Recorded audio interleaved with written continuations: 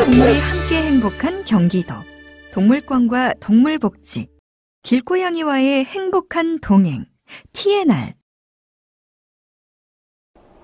학범 대표님, 오늘은요, 제 동네 친구들 얘기를 좀 해보려고 하는데요. 바로 길고양이 이야기입니다. 네. 근데 길고양이 싫어하시는 분들 정말 많은 것 같아요. 그쵸? 네. 이해는 좀 됩니다. 왜냐면 길고양이들이 쓰레기 봉투를 좀 뜯어놓기도 하고요. 네. 또 우리 애기 울음소리 같은 거 내잖아요. 발정 소리죠. 그리고 수컷 고양이들은 연역 다툼할 때 되게 무서운 소리를 내기도 해요. 그래서 이런 것들을 좀 싫어하시는 것 같아요. 네. 그래서 길고양이 TNR 사업이 중요하잖아요. 그렇습니다. 이 캣맘 분들이 올바르게 사료를 주는 것과 동시에 길고양이 TNR 사업을 해야지 효과를 볼 수 있고요. 이런 모든 불만들이 다 없어질 수 있습니다. 네. 자, 그렇다면 길고양이 TNR 사업이 과연 뭔지 좀 자세하게 설명해 주시죠. 1. 길고양이의 TNR 사업. 길고양이를 먼저 트랩, 포획을 합니다. T죠. 그 다음에 동물병원으로 데려가서 중성화 수술을 합니다. 네. 뉴터, N이고요.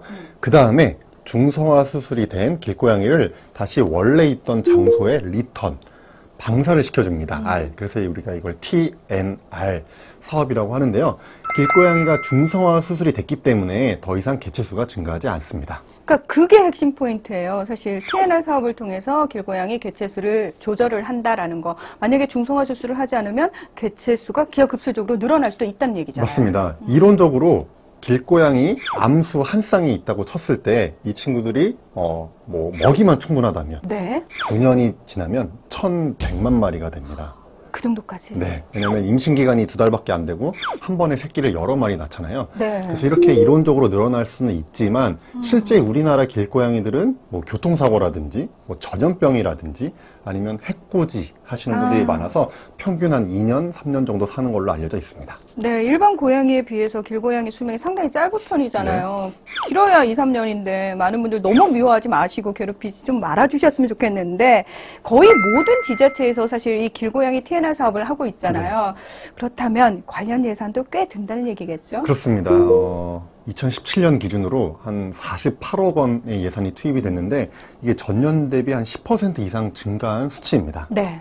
근데 이 예산 얘기를 하면 또 어떤 분들은 개체수 조절하려면 그냥 잡아서 죽이면 되지 뭐하러 그런 번거로운 과정을 거치느냐. 그리고 내가 낸 세금이 그런 데 쓰이는 거 나 원하지 않아 라고 불만을 펴시는 분도 많았어요. 그런 분들이 생각보다 많습니다. 네. 왜 세금을 수십억씩 써가지고 그런 복잡한 사업을 하냐. 잡아서 다 죽여라 라고 하시는 분들이 있는데 네. 길고양이를 그냥 싹 잡아서 죽이는 거는 아무런 효과가 없습니다. 에이 뭐래요. 잡아서 죽이는데 왜 효과가 없다는 거예요? 네, 제가 좀 설명을 드릴게요. 네. 길고양이는 전형적인 영역 동물이에요. 그리고 영역에만 딱 사는 애들인데 이 친구들을 이 영역에서 전부 다 잡아가지고 죽인다고 하면 이 영역에 다른 환경이 갖춰져 있으면 바로 이 영역 밖에 있던 다른 길고양이들이 들어와서 여기를 그대로 채워버립니다. 그래서 우리가 이거를 진공효과라고 부르거든요. 진공효과. 네. 우리가 공기 중에 일정 공간을 진공으로 싹 만들었어요. 공기를 없앴어요. 그래도 옆에 있던 공기가 바로 빨려 들어가잖아요. 네. 이것과 똑같습니다. 그래서 길고양이를 그냥 잡아서 다 죽이는 거는 개체수 조절에 아무 의미가 없고요. 반드시 중성화 수술을 한 다음에 원래 있던 영역에 다시 방사하는 것이 중요합니다. 네. 그러니까 길고양이가 아무리 밉다고 해도 잡아서 죽이는 게 정말 소용이 없다라는 걸 꼭 기억하셨으면 좋겠고 네. 그게 진공효과다. 네. 네. 2. 길고양이의 은인. 캣맘 캣데디. 근데 우리가 길고양이 이야기를 하면은 꼭 빼놓을 수 없는 분들이 있습니다. 네. 캣맘 분들. 네. 네. 우리가 길고양이에게 사료를 이제 챙겨주시는 분들을 캣맘 또는 캣데디라고 부르죠. 네. 어떻게 보면 길고양이들한테 은인이라고 할 수 있는데 네. 또 사실 이 캣맘 분들을 못마땅해 하시는 분들이 계세요. 너무 많습니다. 네. 길고양이에게 해코지하는 분들도 있고 네. 캣맘 분들에게 해코지하는 분들도 되게 많은데 아니 그러니까 왜 캣맘 분들한테 해코지를 하고 또 그분들이 또 정성스럽게 놔둔 밥그릇은 또 왜 던져버리고 깨버리고 그 난리를 치냐고요. 네, 그러니까 길고양이가 싫다 보니까 밥 주는 분들도 같이 싫어지는 거죠. 그래가지고 어떤 일도 있었냐면 인천에서는 이 캣맘을 싫어하는 분이 싸우다가 이 50대 캣맘 분을 음식물 쓰레기통에 거꾸로 이렇게 넣는 뭐 그런 사건도 있었습니다. 아니 이게 뭐 길고양이가 싫은 문제로 이렇게까지 가야 되나라는 생각이 좀 들 그렇죠. 정도인데. 근데 재미난 점은 길고양이를 싫어하는 분들일수록 네. 오히려 이런 캣맘 분들의 활동을 응원하셔야 된다는 점입니다. 씨도 안 먹힐걸요? 길고양이도 미워 죽겠는데 네. 무슨 캣맘을 응원하라고. 네, 이유를 설명드리면요. 네. 우선 캣맘 분들이 정해진 장소에 사료를 정기적으로 갖다 주죠. 그렇죠. 길고양이들이 거기 와서 사료를 먹기 때문에 배가 안 고파요. 그러니까 음식물 쓰레기 봉투를 뜯을 일이 일단 없어집니다. 그리고 사료를 거기다 주면 길고양이들이 모이기 때문에 TNR 사업을 할 때 포획이 쉬워져요. 중성화 수술을 더 많이 시킬 수가 있어요. 네. 그러다 보니까 개체수 조절이 되고요. 중성화 수술을 하니까 발정이 안 오죠. 발정 울음소리 안 내고요. 수컷도 영역 다툼을 덜 하게 됩니다. 그래서 캣맘 분들이 열심히 사료를 줘야지 사실은 이 싫어하시는 분들이 싫어하는 모든 것들이 다 해결되는 거죠. 네. 아니, 얘기를 듣고 보니까 유독 우리 동네에 이 음식물 쓰레기 봉투가 잘 뜯겨져 있다거나 또는 이 고양이의 발정 울음소리가 크다 하면은 캣맘 분들이 많이 없다는 얘기잖아요. 네. 그러면 내가 캣맘이 돼야 되겠구나라고 생각을 하실 정도로 네. 이 캣맘 분들을 응원해 주셔야 된다. 그 얘기잖아요. 맞습니다. 게다가 길고양이 TNR 사업도 중요하지만요. 네. 길고양이 그 자체로 동물보호법의 보호 대상입니다.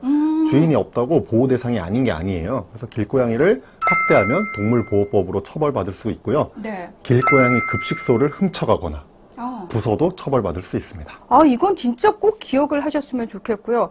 자, 그런데요, 이렇게 세금을 들여서 길고양이 TNR 사업을 하면 정말 개체수가 조절이 되고 효과가 있는지 궁금해 하시는 분들 많을 것 같아요. 3. TNR 사업의 효과. 효과가 있습니다. 네, 연구로 이미 입증이 됐는데요. 네. 군집 TNR이라고 불러요. 특정 영역에 있는 길고양이들을 꾸준히 중성화 수술을 시켜가지고요. 70% 이상 중성화 수술이 되면 개체수 조절이 된다는 게 이미 입증이 됐고요. 네. 우리나라에서도 서울시가 이거를 입증해 냈습니다. 2008년부터 10년 넘게 꾸준히 TNR 사업을 하니까 2013년에 25만 마리였던 서울시 내 길고양이가 2017년에는 13만 9천 마리로 줄어들었습니다. 그러니까 확실히 효과가 있었는데, 자, 우리가 지금까지 얘기를 한 걸 보면은 일방적으로 마치 길고양이한테 혜택을 주는 것처럼 얘기를 했는데, 사실은 이 길고양이가 쥐를 잡는 아주 중요한 역할을 하잖아요. 맞습니다. 패스트, 유행성 출혈열, 쯔쯔가무스 이런 사람에게 치명적인 질병들을 우리 쥐가 전파를 하잖아요. 맞아요. 근데 길고양이가 하루에 최대 4마리 정도 쥐를 잡습니다. 그러니까 길고양이들이 사실 많으면 쥐를 많이 잡기 때문에 사람에게 오히려 질병 전파가 안 되는 측면이 있습니다. 네. 길고양이 싫어하셨던 분들 오늘 많은 걸 느끼셨을 것 같은데요. 이 길고양이와 사람과의 행복한 공존을 위해서 우리가 하고 있는 길고양이 TNR 사업, 또 이 사업을 통해서 이 길고양이 관련 민원도 줄어들고요. 또 캣맘 분들, 지역 주민 분들, 또 길고양이가 모두가 다 같이 행복해질 수 있는 아주 중요한 사업이라는 사실 꼭 기억해 주셨으면 좋겠습니다. 네.